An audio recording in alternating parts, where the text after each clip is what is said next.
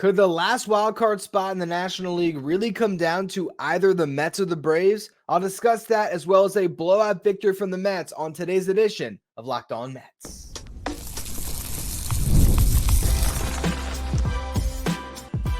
You are Locked On Mets, your daily New York Mets podcast, part of the Locked On Podcast Network, your team every day.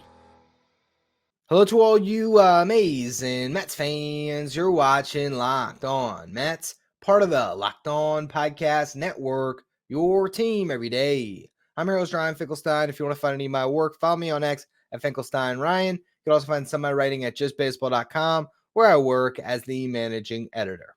This episode is brought to you by Prize Picks, the easiest and most exciting way to play daily fantasy sports.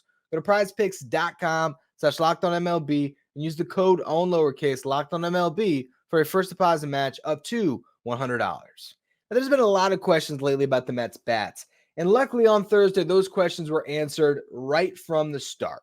The Mets did something they have never done in franchise history. The first four batters each got extra base hits. First, Francisco Lindor leadoff double. Then Jose Iglesias, who was in the two-hole, he hits a double to drive in Lindor. Then JD Martinez hits a double to drive in Iglesias. And then Pete Alonso unloads and hits a home run 471 feet to drive in JD Martinez and himself. The Mets were up 4-0 before the fifth batter stepped into the box. Huge outburst. And then the next guys that got out hit the ball really hard. Jeff McNeil doubled in that inning. It was just clear that the Mets were going to be all over Austin Gomber, and it made for a nice, easy, joyful game against a bad baseball team. What a treat it really was. And I got to say, David Peterson is starting to become a rabbit's foot of sorts, and they pointed this out during the game. I think we've talked about in the show in the past too. The Mets win when David Peterson's on the mound, and he gets a lot of run support. They're now 9-3 in games started by David Peterson. They have scored 5 or more runs for Peterson in 8 of those wins, and they scored 9 runs in 5 of his 12 starts. It's pretty unbelievable. The runs did not stop there. Pete Alonso homers again in the third inning, a 450-foot blast. It's funny because earlier this week, he caught a lot of flack, and I gave it to him as well for his comments about how he isn't having a down year, essentially, when asked about his stats being down. He said he's on pace for 40 home runs. He was an all-star. He threw those numbers out there. He was on pace for 33, 34 home runs before today. Now, if you divide the amount of home runs he's hit by the games he's played and then extrapolate that over 162, he's now on pace for 30.5 home runs, 39 home runs. So he's getting right there. I mean, a couple more home runs over the next week.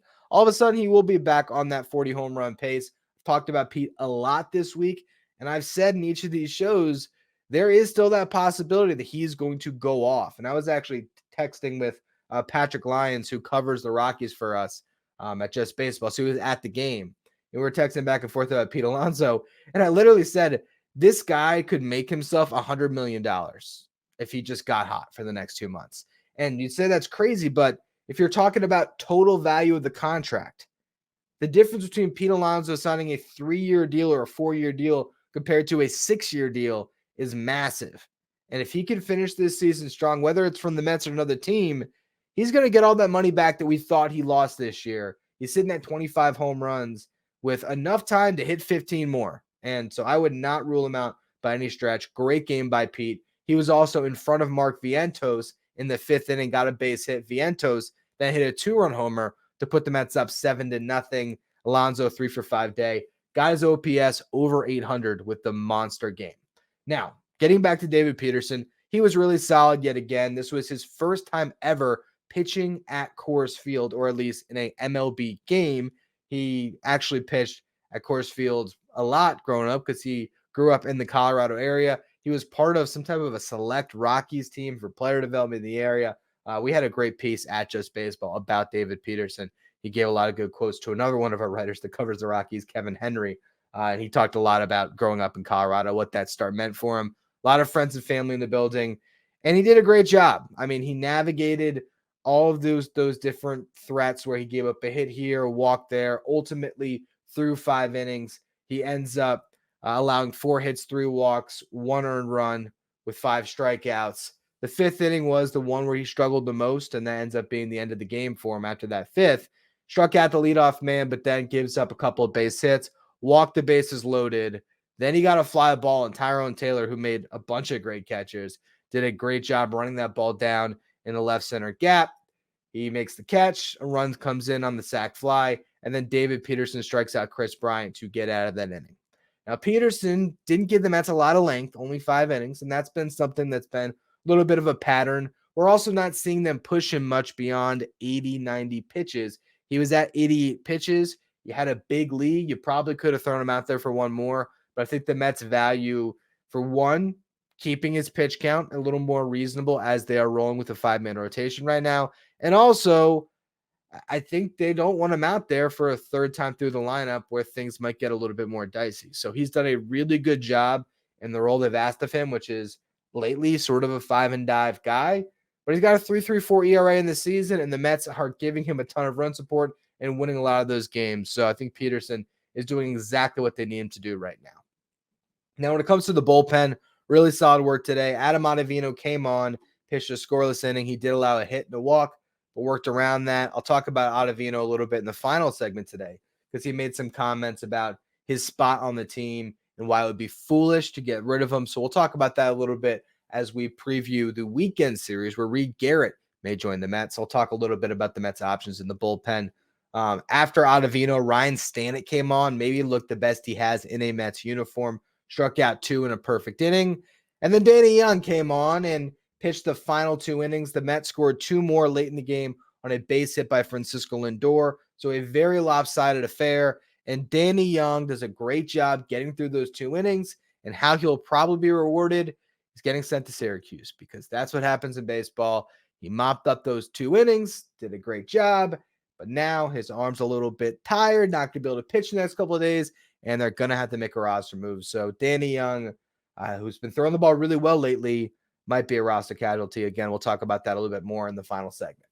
But with this win today, the Mets moved back into a playoff position ahead of the Atlanta Braves, who were swept by the Milwaukee Brewers. I want to talk about the Braves in the next segment. Are the Mets a better team than Atlanta right now? What's this race going to look like down the stretch? We'll go through all of it in just a minute. First, though, a word from our sponsors.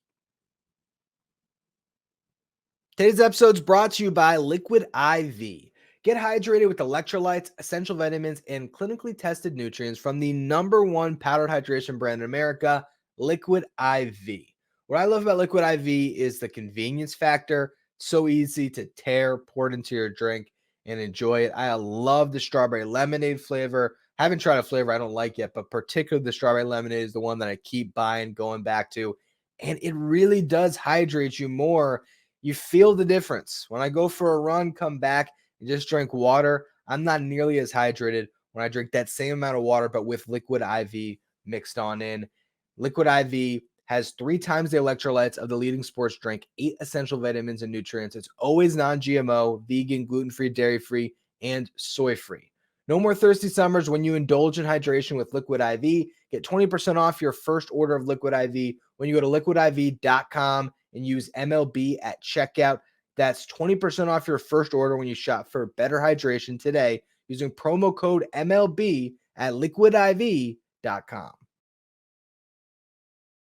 Today's episode is also brought to you by eBay Motors. Passion, drive, and patience are what brings home the winning trophy. It's also what keeps your ride or die alive. eBay Motors has everything you need to maintain your vehicle and level it up to peak performance, from superchargers, roof racks, exhaust kits, LED headlights, and more. I know my wife, for her car this week, her horn went out. What did I do? I went to eBay Motors, bought her a new horn, expect it in the next couple days, and then I'll have to have the joy of actually installing that myself, but it doesn't look too hard. And eBay Motors has parts that are guaranteed to fit your ride every time or your money back. So I know if that horn doesn't fit, I'll get my money back, because with eBay Motors, you're burning rubber, not cash. With all the parts you need at the prices you want, it's easy to turn your car into the MVP and bring home that win. Keep your ride or die alive at ebaymotors.com. Eligible items only. Exclusions apply. eBay's guaranteed fit is only available to U.S. customers. Stay up to date with all the latest from the world of sports by checking out Locked On Sports Today, streaming 24/7 on YouTube. For the first time since June of 2022, the Atlanta Braves are not in a playoff position. That's right. For over 2 seasons now, this team has always been in the playoff picture, most of the time leading the National League East. But it's been a bad year for the Braves, and they just had a miserable series against the Milwaukee Brewers. I talked about this on yesterday's show. I said it's been a bad first 2 games, and Charlie Morton's on the mound, and Morton has not thrown the ball well lately. Well, Charlie Morton gave up 8 earned runs. The Braves lost 16-7 on Thursday, and you saw some views of that crowd. Not much of a crowd. For as much as Braves fans want to come at the Mets Mets fans when they see Citi Field empty in August or September of a bad season, well, guess what? The Braves were in a playoff spot going into the game today, and their fans didn't show up because it's been bad baseball in Atlanta, and their fan base currently knows it. And granted, it was a day game, middle of the week. Those aren't going to be ones where you typically pack the house, but it did look like a sad scene there in Atlanta and a rough series. They lost the first game 10-0, second one 8-5, last one 16-7. The strength of this team this year has been their pitching, and that eluded them in this series against Milwaukee. They were outscored 34-12. Now, I mentioned that because with that crazy lopsided affair and the Mets scoring 9 runs and only giving up 1 today, they have now moved past the Braves in run differential. I believe maybe for the first time this season, the Mets are at plus 41, the Braves plus 33. The Mets a half a game up in the standings over Atlanta. And remember, these 2 teams have squared off 10 times this year. Their record is 5-5. So the last series that these 2 teams square off could very well decide who makes the playoffs, who doesn't, who will have that season series tiebreaker.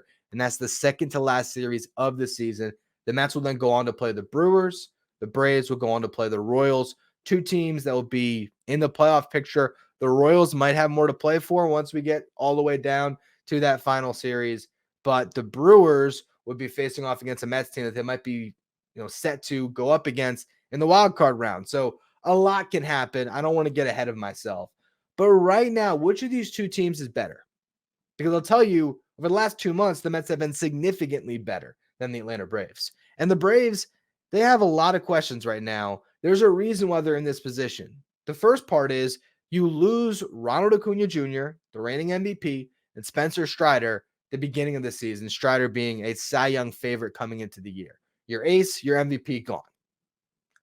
Now, they've also been without Michael Harris, their starting center fielder, for a big portion of this season.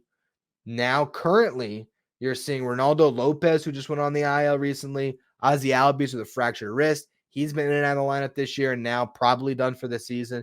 So they've really gone through it. Even they pick up Whit Merrifield, and he gets hurt for like the first time in his career. Was able to avoid an IL stint, but still, they've just been hexed with injuries this year. And now Lopez is a question mark. He's got forearm tightness, and they need him. And this is a guy that is converted from being a relief pitcher the last couple of years. Now, he did have a few year stretch in Chicago early in his career where he was a starting pitcher. So he did have more of a pedigree than guys like Jordan Hicks and Garrett Crochet that did it this year and made that jump. But still, for a guy that is going through a massive jump in innings to have forearm tightness in August, you really don't know how available he's going to be down the stretch. Their ace right now is Chris Sale. He's been unbelievable. Guy with a checkered injury past over the last few years. And Max Fried, same thing. So this is the most vulnerable the Braves have been in a very long time. And you look at their starting lineup offensively, and they just haven't been a good offensive team, which is shocking because last year they were the best offensive team. But you look at their lineup, they only have 3 guys right now with an OPS over 720 on the season. Travis d'Arnaud, Austin Riley, Marcell Ozuna. d'Arnaud has a 780 OPS, 11 home runs, 14 doubles. That was in 74 games played. Austin Riley is up to 806 on his OPS, 25 doubles, 17 home runs. He really struggled earlier this season, so he's playing much better baseball lately to bring up those offensive stats to a respectable number. Marcell Ozuna has been putting up MVP offensive numbers. He'll never win the award because he's Marcell Ozuna with all of his past off the field, but you still got to acknowledge the guy's been ridiculously good. 33 home runs, 88 RBIs, 21 doubles, 954 OPS. The Braves would not be in this race at all if not for Marcell Ozuna and what he's done this year. Now, they picked up Whit Merrifield, as I mentioned. He's their answer at second base, but Merrifield was cut from the Phillies for a reason, not having a great year. I don't expect him to all of a sudden become an all-star, but you never know. He was an all-star last year. So we'll see what he does in the stretch. Orlando Arcia is going to be their everyday shortstop still. He's got a 640 OPS on the season. Jared Kelenic has been good for them, and in left field, he could be a really solid all-around player. In center field, he's a little more stretched thin defensively. In left right now, it's Adam Duvall, Eli White, Ramon Laureano. They have a lot of guys cycling, but none of them has really hit. And then in right field, all of a sudden, Jorge Soler, who hasn't been a consistent outfielder since he was with the Braves back in 2021, helping them win the World Series. So it is a team that is counting on a lot of things breaking the right way.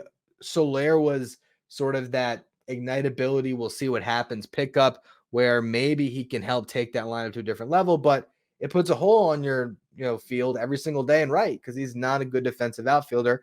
And for his health, he has stopped playing right field. So how is that going to work out down the stretch? You compare their offense to the Mets right now. The Mets have 9 guys with an OPS over 720. Really, 9 guys OPS over 740. And you look at Harrison Bader, he's at that 720 line that Matt Olson's at. Both of those guys at a 720 OPS. Drastically different players. Matt Olson was a MVP finalist last year. He was really good. This year, Olson's hitting 227, 306 on base, 414 slug, 18 home runs, 54 RBIs. Pete Alonso, again, has cut a lot of flack. He's got a better average, got a better on base, significantly better slug. He's got 7 more home runs than Matt Olson and almost 10 more RBIs. Now, Olson can turn it on, and this team is not one to be taken lightly. There's a reason why they've been sitting in that playoff spot for 2+ years and are consistently atop the National League East.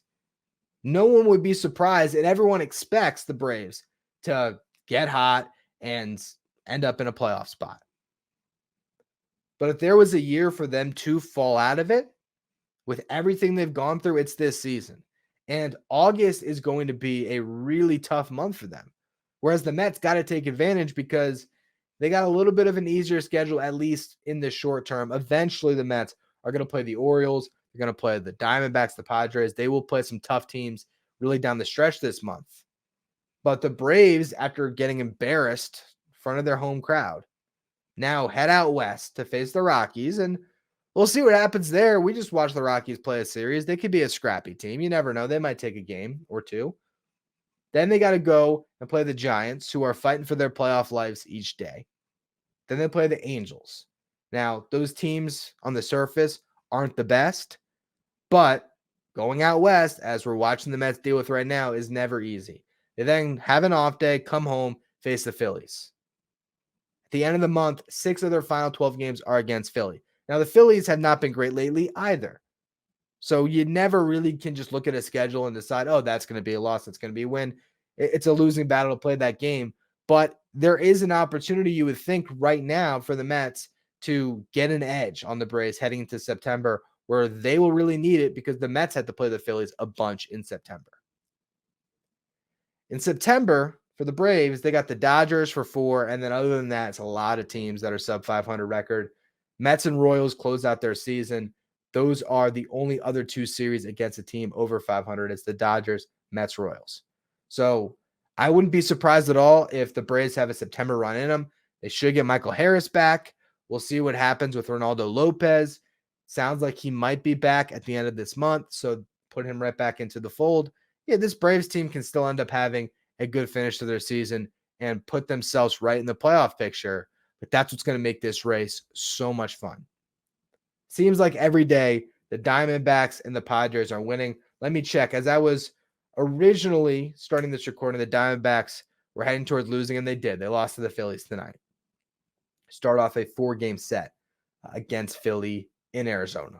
So we'll see how that series goes. But the Padres and the Diamondbacks have started to push themselves to the forefront of this wildcard race, to the top of the standings here. They're actually not even that far off from the Dodgers in the NL West.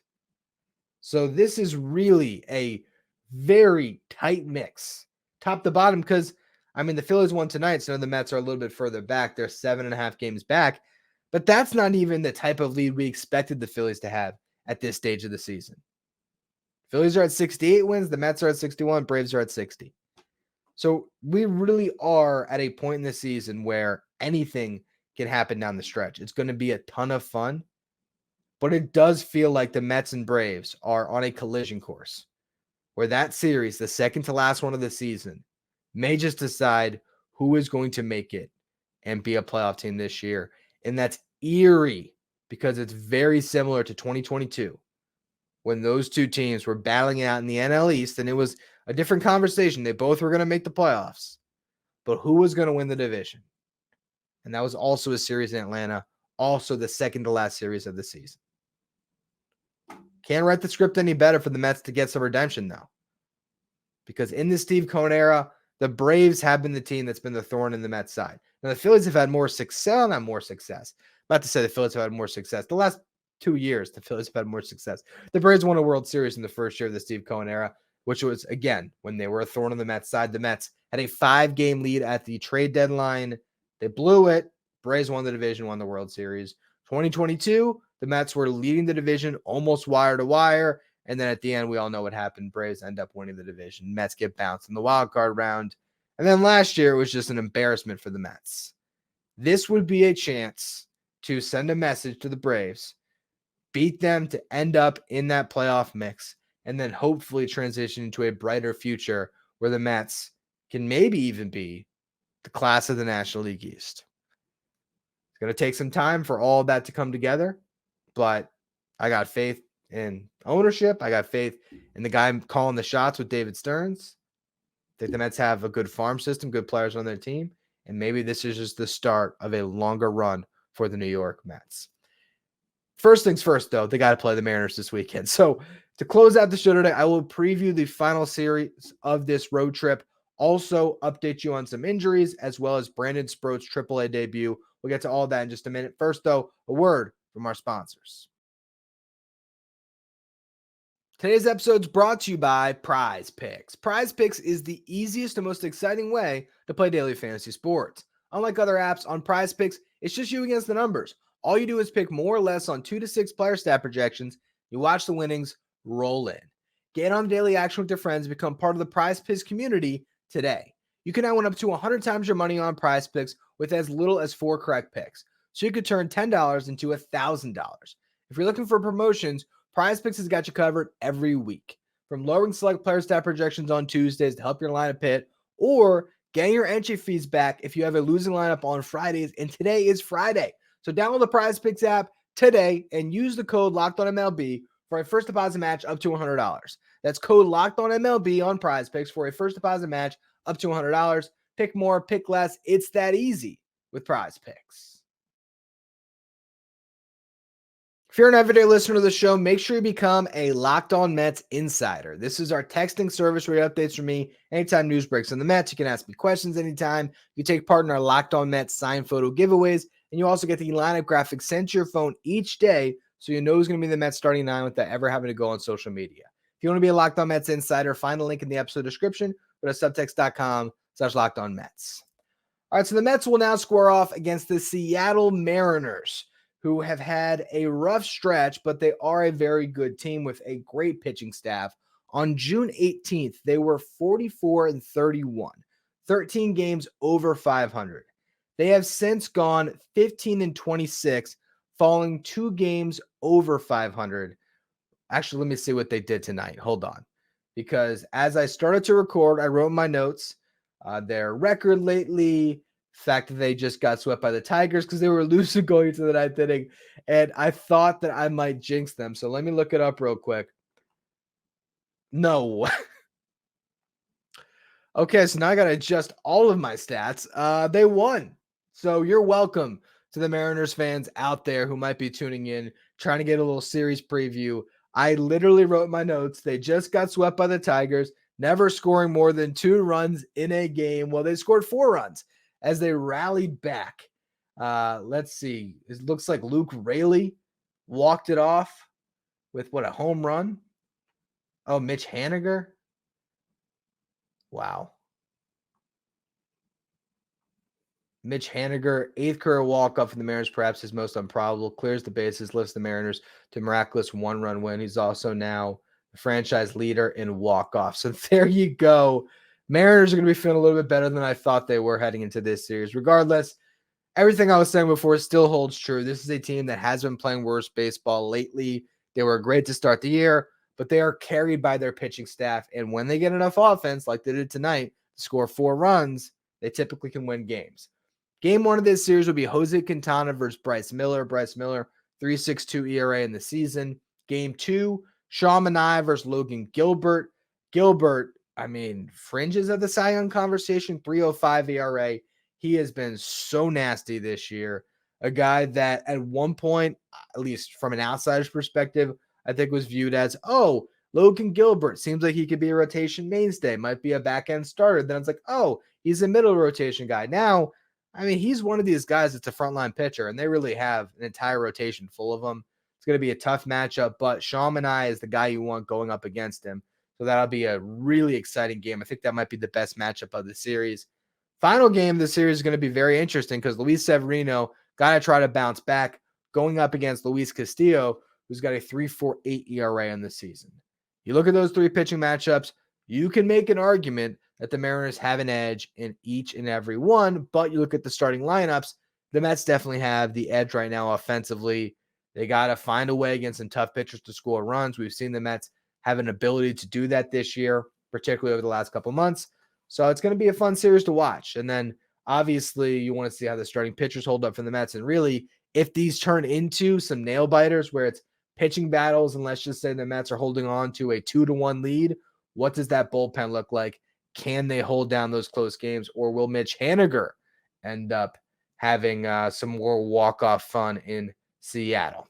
To get you some injury updates here, Starling Marte played 5 innings in right field in Port St. Lucie and homered in his second rehab game. Imagine he's going to move to Double-A this weekend, play some more, and potentially be ready for the Mets homestand starting on Tuesday. So that could be a very good addition to add back into the fold, whether it is for that first series against the Athletics or the following one. Starling Marte is coming back soon. Meanwhile, Reed Garrett should be joining the Mets in Seattle. I would think that Danny Young is going to be the one that's sent down, even though he has been pitching well lately. He's got that roster flexibility to option him. I don't think they're going to option Brazaban. I don't think they're going to DFA Adam Ottavino. And I think Alex Young, because he didn't pitch today, is the fresher of the 2 lefty arms. I think he's going to stay. Now, Adam Ottavino was quoted in a story from Mike Puma about his roster spot. And he had some interesting quotes. He said, quote, "It occurred to me that it could happen as far as getting cut. But at the same time, you can't control it. I didn't really worry about it. As far as I'm concerned, the way I self-evaluate, I'm still throwing the ball the way I want to for the most part. So I just have to try to live with the results." And then he said, "I think it would be foolish to let me go." Now, I've talked about Adam Ottavino potentially being on the hot seat for a while now, and maybe I've ignored some pretty decent pitching because over his last 15 appearances, Adam Ottavino has a 2.19 ERA. He has 55 strikeouts on the season and 42 1/3 innings pitched, strikeout rate over 30%. All of that is really solid. He had a horrible month of May, and then prior to that, he was good. So you could just look at his season and say, you throw May out, he's been a great pitcher for the Mets. I would push back and say, watching him throughout this season, you haven't been able to have the same confidence level in Adam Ottavino as you did back when he was lights out in 2022, or even for stretches last year. Now, lately he has thrown the ball better, but he definitely does not have the trust of his manager in high leverage situations. That's evidently clear. With that said, when we've talked about the bullpen roster crunch, I have always said, while it's a possibility, I don't know if they will cut Adam Ottavino. And the reason why I've said that is because he's a leader on this team. And I was listening to the radio broadcast there. They were talking about it. The younger arms in the Mets bullpen, they go to Adam Ottavino when they have a question. This guy is one of the elder statesmen of the league right now. He's been a veteran in the league for a very long time, has a ton of experience. I think that the time where we could see Adam Ottavino off the roster would be when the Mets had to make a playoff roster. Because I actually do think that he's right. It'd be foolish. I don't know about that part. I think there would be justification depending on the arms you're trying to bring back. But because he doesn't have the ability to be sent to Syracuse, and other guys do, and you also have to remember in September, the Mets are going to be able to expand their roster to 28, and they can add a 14th pitcher on the roster. So then you could have a 9-man bullpen. If Adam Ottavino makes it the next couple weeks, I think he's going to be there through September. Again, I think his roster spot might be more in jeopardy come playoff time if the Mets are fortunate enough to be one of those teams. Now, you look at the mix, you got Diaz, Budo, Maton, Stanek. Those guys, I think, are definitely locked in for the rest of the season. And Ottavino might be with them. You then have your optional guys that you can send down. Brazaban, Garrett, Nunez. And Sean Reed-Foley is actually not a guy you can option, but a guy that could stay on a rehab assignment for a long time right now, and someone who could get DFA'd if you just get into that roster crunch mode. I think they'd make room for him. I think once he got healthy and showed that ability, you could see Sean Reed-Foley replacing Brazaban because they have the option, and then giving Sean Reed-Foley a little bit of run to see what he has. But who knows exactly how that's all going to shake out. Then you have your lefties, Alex Young, Danny Young, Matt Gage, all with the optionality to go up and down. I think one of them won't be on the roster at all times, but they all could be flipped up and down whenever the Mets choose to. And then you have your wild cards of Brandon Sproat and Shintaro Fujinami, but I don't know if either of them will pitch for the Mets this season. That all brings me to Brandon Sproat's AAA debut, which is where we're going to close the show. Not a great outing. 4 2/3. Got up to 88 pitches, so the Mets clearly trying to keep him stretched out as a starting pitcher. Any thoughts of him moving into the bullpen are on the back burner for the moment. Who maybe could be factoring in as a starting pitcher down the stretch instead of a reliever for the Mets. They might need a more high upside arm come playoff time. I don't know if they really would throw him into the fire to that degree. I'm still pretty doubtful of that. But it is interesting that he started this first game in AAA, got up to 88 pitches, went 4 2/3 innings, had a nightmare third inning, though, where he gave up 5 hits, 1 walk. 3 of those hits were singles. 2 of them were home runs. All those runners came in. So 6 runs allowed in that 1 inning.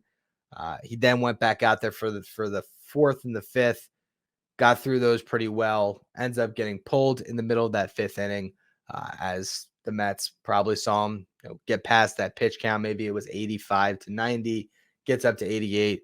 That's the end of his day. Joey Lucchesi would eventually piggyback him. There's another reliever that came and they got the final out of that 5th inning. Then Lucchesi came on and pitched until there was 2 outs in the 9th. And for whatever reason, Tyler Zuber came on to get 1 out. But bottom line is, for now, it seems like Brandon Sproat has a spot in the AAA rotation. He'll get a couple turns there before the Mets make a decision, whether that is to bring him up, shut him down. Who knows what's going to happen? My guess at this point, with the amount of arms the Mets have to factor into the bullpen mix, I think that they may just ride it out and let Sproat finish off this year strong in AAA so he's ready for the big leagues next year. But you never know.